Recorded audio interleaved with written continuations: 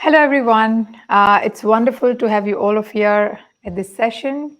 So the next topic we have is the ingredients of the successful career move. For this, we have Eva with us today, and I would like to give a little bit of introduction of Eva. So she's a life and a career coach who helps international clients with the personal and the professional transitions. She is passionate about the people development and human interaction. She has started her coaching business, Multipaths, in 2016, and today she will speak about the ingredients of the successful career moves. Yeah. So, Eva, I hope you're doing great, and Sure. the stage is yours. You can present your. Thank you so much, Ravashi. I'm gonna share my screen, so bear with me, please. And please let me know if you're able to see it in just a moment.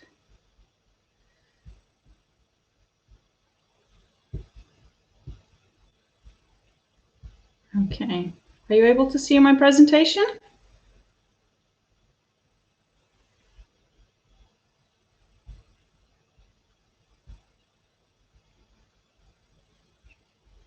Ravashi, can you just let me know if you can see Yes, it? yes, yes. It's visible for everyone.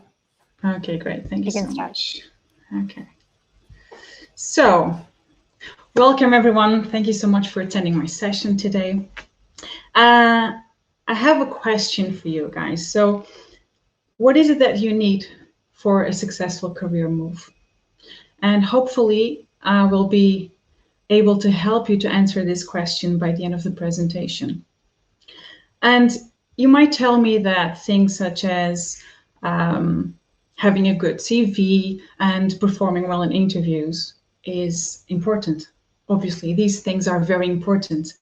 But today, what I would like to share with you is how to start. We are going to the core. What is the basic of the basics, okay? The foundation for any transition or career move. And I would like to start by inviting you to do a little exercise with me. And feel free to share your answers on the chat or jot them down somewhere where you're taking your notes. And I want you to write down 3 to 5 words to describe how you would like to feel at work. So 3 to 5 feelings to describe how you would like to feel at work. I will give you more or less a minute to think about this, okay?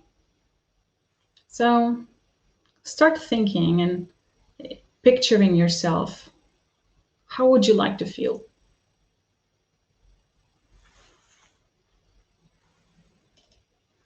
Don't be shy, you can jot them down, share them in the chat.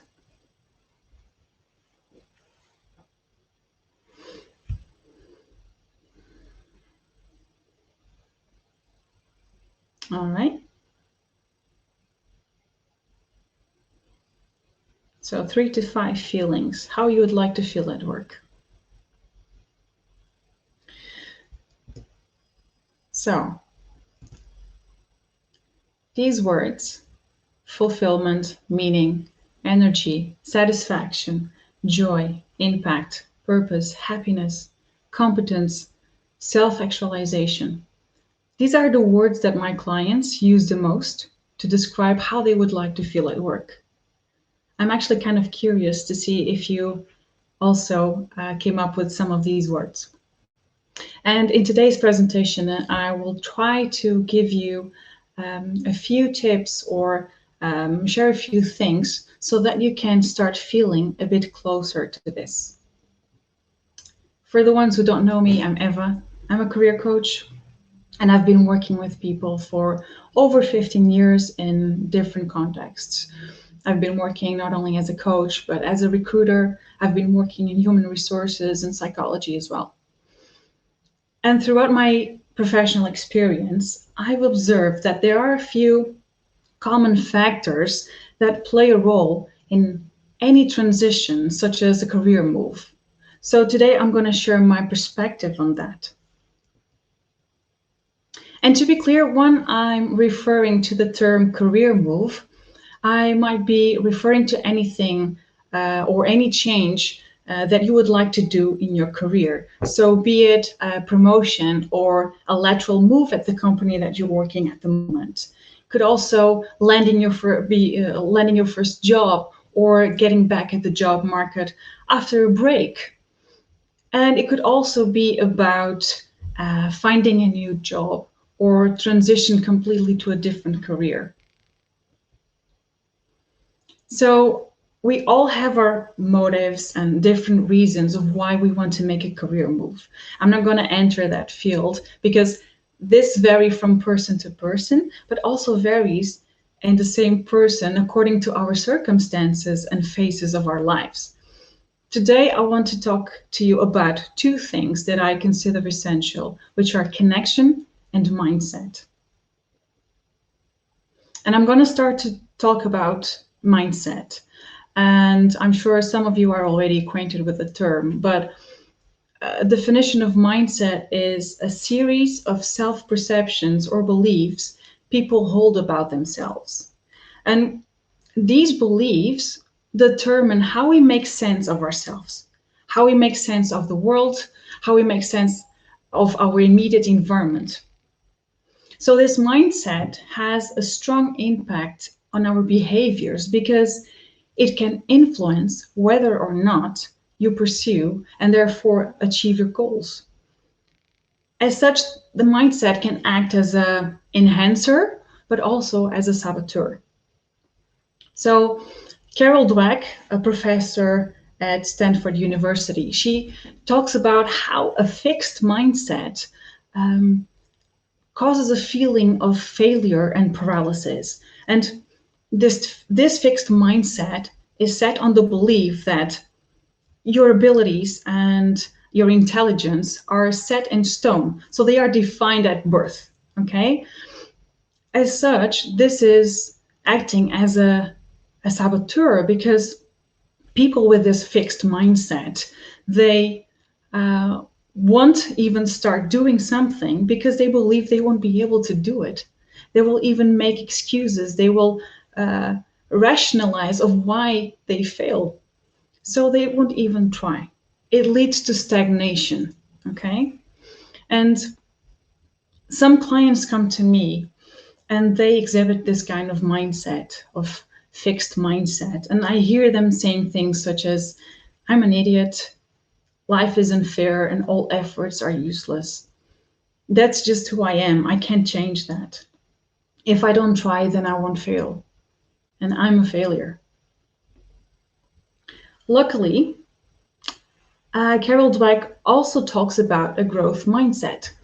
And she believes a person never accomplishes or never knows their true potential until they actually dedicate themselves in achieving something. Okay, so she believes that's impossible to foresee what can be accomplished with years of passion, toil, and training. And according to her, this growth mindset is based on the belief that your basic qualities are things that you can cultivate through efforts, strategies, and help from others, and that everybody can change and grow through application and through experience, regardless of their talents, their aptitudes, interests, or temperament. So these people with a growth mindset, they embrace failure and they learn from it. And learning from failure is absolutely vital to develop resilience. Resilience is what makes us go through our challenges. It helps us persevere. The good news is that a growth mindset is not set in stone. All it requires is actually some practice and effort. So where have we heard this before, right?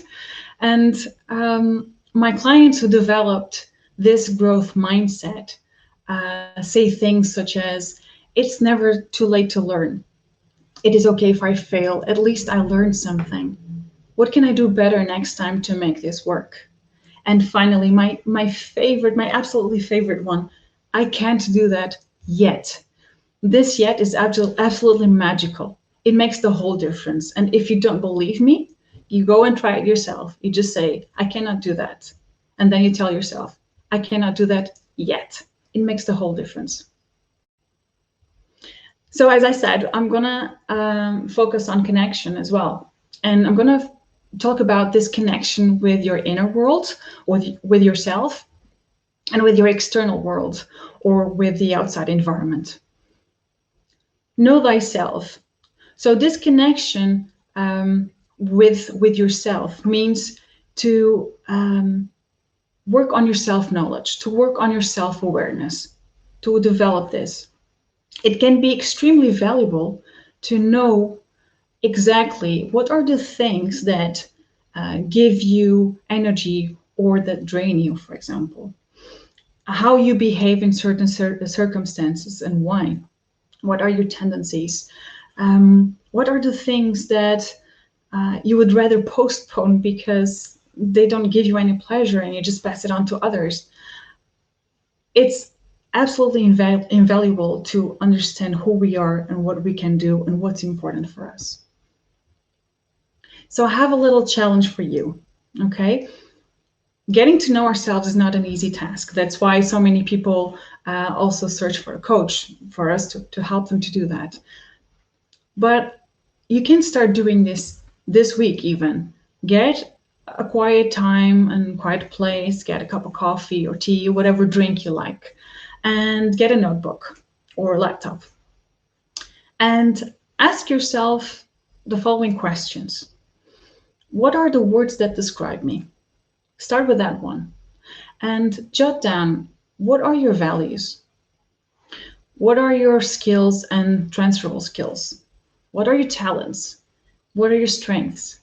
Your assets? And I don't mean financial assets, but intellectual assets. What are the things that you studied that are still paying benefits nowadays? What are your fears? What are your limiting beliefs? Your vulnerabilities, weaknesses, and even points for improvement? Ask yourself these and jot them down. Also, you can ask people who know you well, family or close friends. They know us so well. Ask them, what are the words that describe you? You'll get so much knowledge only by asking these questions. So why is this important, you might ask? So allow me to use a metaphor, okay? I love metaphors.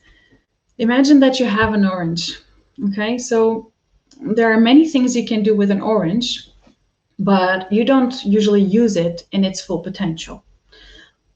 Now, you're looking at an orange and you might think, I'm going to eat it or squeeze some juice out of it, and off it goes. You just, get rid of the remains of the skin, everything, and the orange serves its purpose. Now, imagine that you are into, I don't know, sustainable cooking. I don't know if that's even a thing, but you want to use every element of the orange, okay, without going to waste. And you start Googling, what can I do with an orange? And you find a purpose, a recipe for every element of the orange that you had no idea that it had so much potential. And now the slide that I wanted to share, just imagine that you are an orange, okay? Full of potential and squeezed potential, okay? And for the ones who don't know this, just Google the annoying orange and you will understand this even has the ability to annoy the heck out of you. But anyway, jokes aside, doing this work, bringing these qualities and strengths to the surface will allow you to objectify them. It will allow you to bring them to life, to develop them, and learn how to use them in your favor.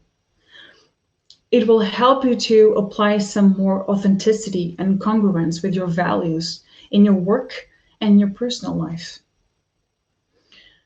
It will also help you understand what are the environments and situations in which you feel better or not, because they are more congruent with what you believe and what's important for you. How is this linked to a growth mindset? So a growth mindset is crucial for this to happen because it will allow you to not only work on your potential, but also to develop it continuously. So it's absolutely important that these two work together.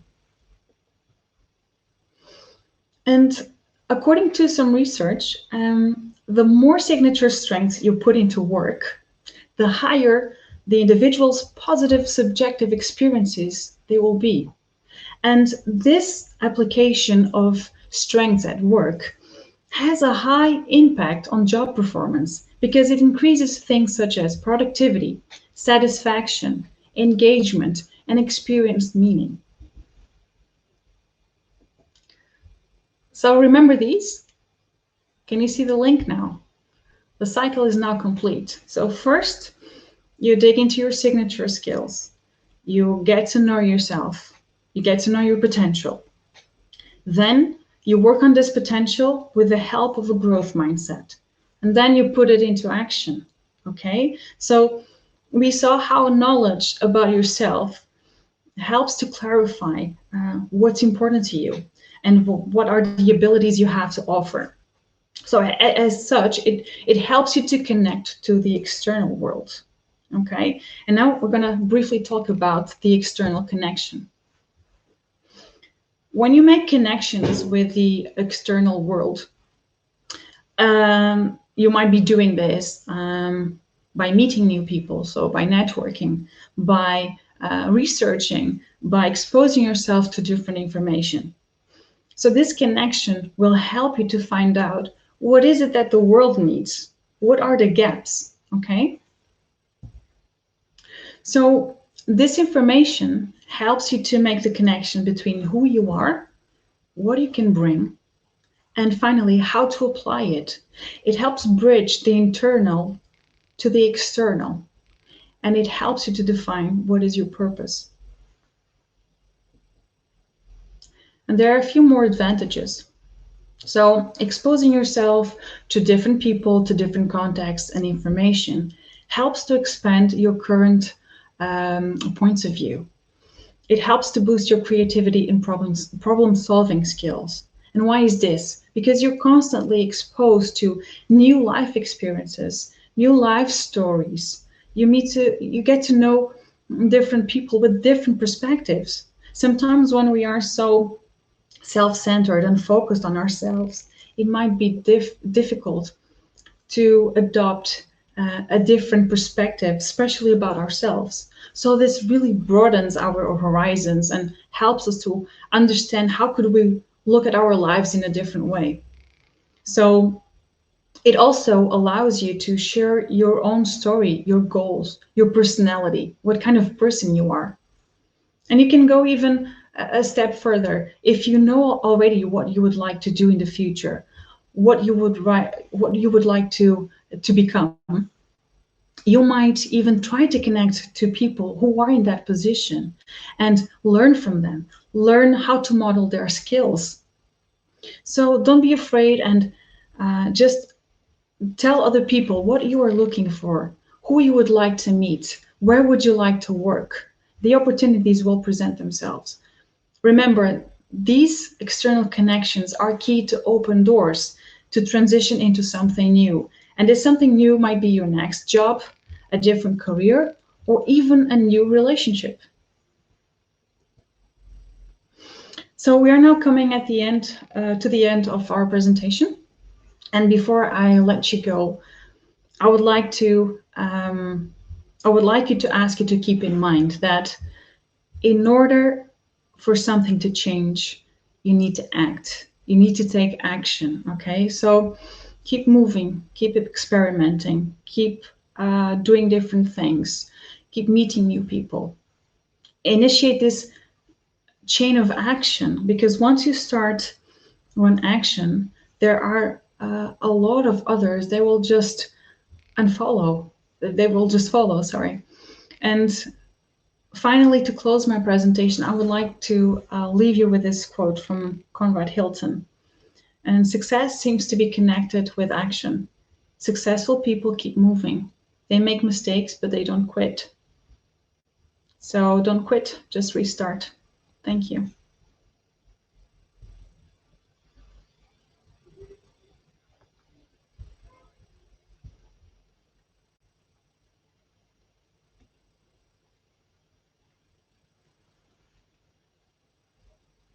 So I can take any questions if someone has any.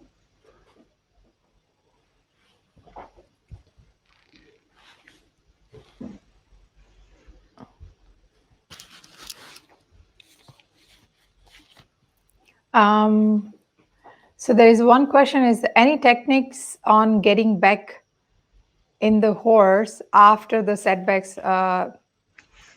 starts to appear? That's a very interesting question. So one thing that I help my clients figure out is try to understand exactly what's stopping them, what's keeping them from achieving whatever they want to achieve. So once we start doing this work of self-knowledge, you start understanding what are the fears that might be blocking you, for example. So you might start asking yourself, what is behind these fears? And sometimes you get into the psychology of why you develop the fear, but you don't have to go that way. You just start bringing this awareness of what is it that keeps you from moving.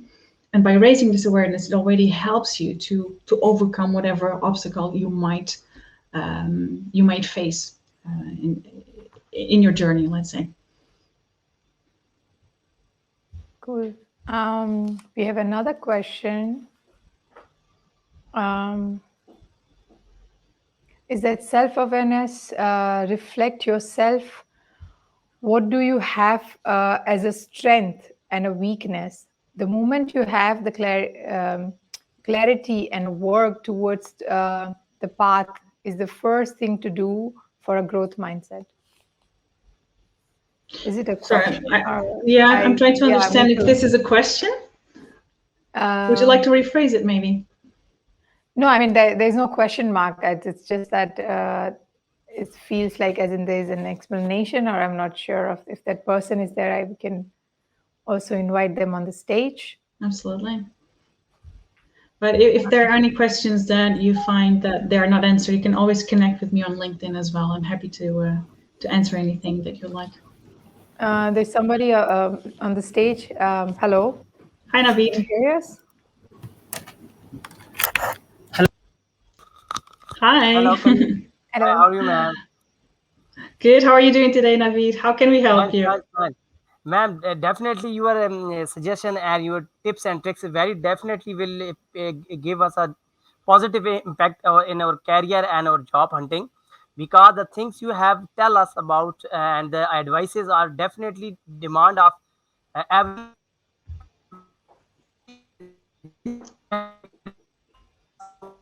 I'm losing the connection.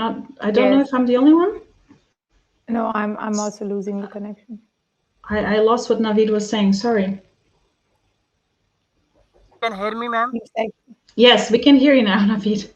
Ma'am, thing is that the tools and tricks, the idea and the wisdomful point you have tell us definitely help in our career and our path to job hunting, because That's great to thing hear is that that. Thank you. yes, everything will definitely improve our personality and impact on our positive thoughts. It's lead to its positive impact on well-being of the every person. The if we think positive,